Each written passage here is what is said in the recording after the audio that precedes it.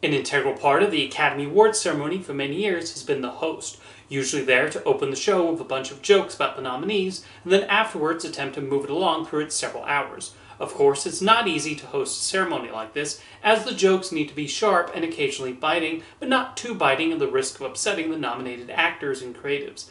The Oscars are meant to be a night for celebrating the movies, and the best hosts are those that combine that with their shtick. For those of a certain generation, when they think of Oscar hosts, they usually think of people like Bob Hope and Johnny Carson.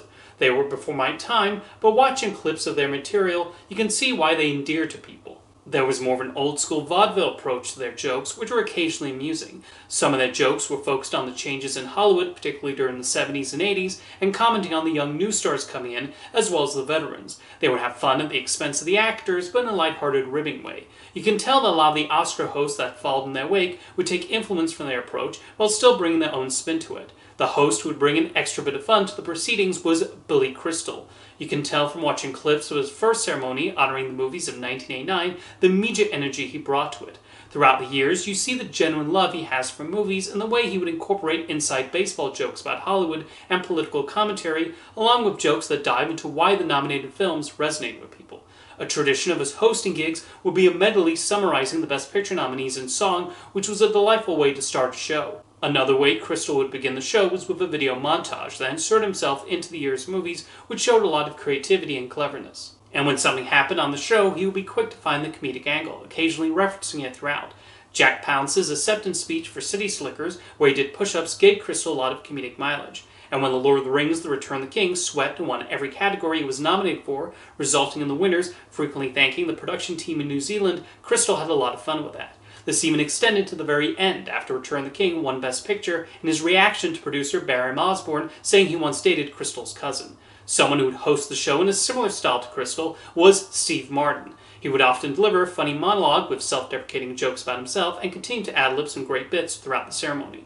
For some reason, though, for his third time hosting, the producers decided to pair him up with Alec Baldwin. I'm not sure why they did that, as Martin could have more than handled the task himself.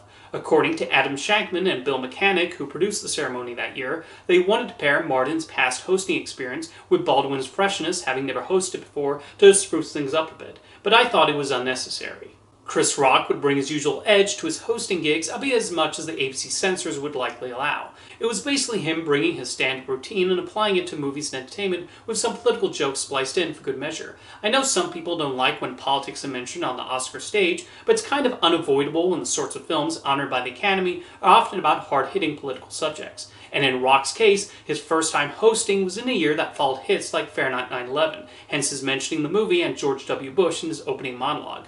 I also really liked Jon Stewart's time hosting. While he's primarily known for political humor on The Daily Show, at the Oscars it was more about his enthusiasm at being in the same room with the artists and filmmakers and his glee at the good night they were having. When the rap group 3 6 Mafia won for their song It's Hard Out Here for Pimp and gave a really excited acceptance speech, Stewart was genuinely happy for them.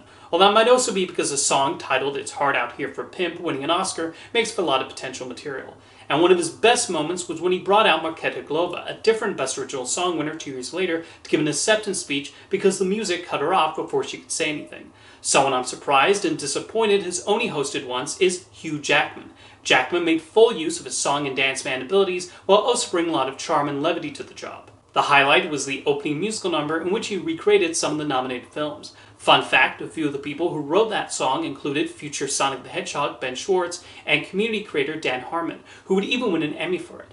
A part that will always stick out in my mind is Jackman singing that he had not seen The Reader, a possible reference to how many people were caught off guard by that movie getting nominated for Best Picture over more expected films. When I think back to the great Oscar hosts, Hugh Jackman is definitely one of the first that come to mind. While he has been asked to host again, he has said that would depend on his filming schedule, as he does not want to prepare for the Oscars and a movie at the same time. One rumor that floated around was that the Academy was even considering Jackman and Ryan Reynolds as co-hosts for this year's ceremony, but it did not happen. Instead, we got Conan O'Brien, who I thought was absolutely wonderful. For years, I've wanted to see him host the Oscars, but at a certain point, I assumed it would not happen. So I was so pleased when it was announced he would host, and he did not disappoint. A major reason is his genuine love for the movies nominated, and he and his writers came up with a lot of great jokes, often at his own expense, that highlighted what made them stand out. They allowed him to go crazy and showcase precisely what makes Conan such an endearing presenter and comedian. A common type of award show joke that's gotten really tiring over the years is, oh, this nominated 3-hour movie was so long. Why was it so long? It took me 3 days to finish it, that sort of thing. He made a joke about The Brutalist being over 3.5 hours, but it was instead based around how much he loved the film rather than complaining about its length. That's the thing with Conan O'Brien's comedy style. He does not often go for the expected bits. There were even a lack of Donald Trump jokes at this year's ceremony, even though the opportunity certainly presented itself, mostly because that's not his usual material, and he does not often comment on the US president and what they're up to like other talk show hosts. He gets material from elsewhere. It's already been officially announced that Conan will return to host next year's show, and I can definitely see him being someone they bring back frequently until he gets tired of it. Of course, there have also been years that did not have a host at all, and that's something I've not minded. Sometimes just bringing performers out is a worthwhile strategy that does its job to keep the show going. But who else could host the show in the future?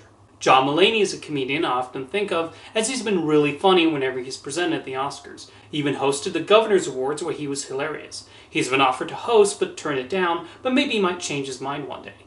Tina Fey and Amy Poehler have hosted the Golden Globes several times, but never the Oscars.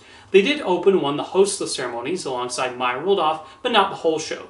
Speaking of which, Maya Rudolph would be great too. A common element I've noticed with who they don't get to host the show are comedians known for a lot of high-wire energy. They might let them present an award or two, but having them for the whole ceremony doesn't tend to happen. Robin Williams would have seemed like a natural choice, and while he did co-host the 58th Academy Awards with Alan Alda and Jane Fonda, interesting pairing, he was never a solo host. Eddie Murphy almost hosted the Oscars, but after original show producer Brett Ratner stepped down from the position over inappropriate remarks, Murphy also decided to bow out. Jim Carrey and Jack Black have been very funny the times they presented, but never hosted the show because, again, who knows what antics they might have gotten into.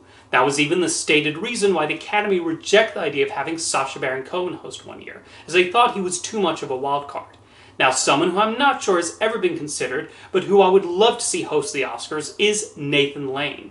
He has hosted the Tony Awards 4 times, including once with Matthew Broderick when they were nominated for The Producers.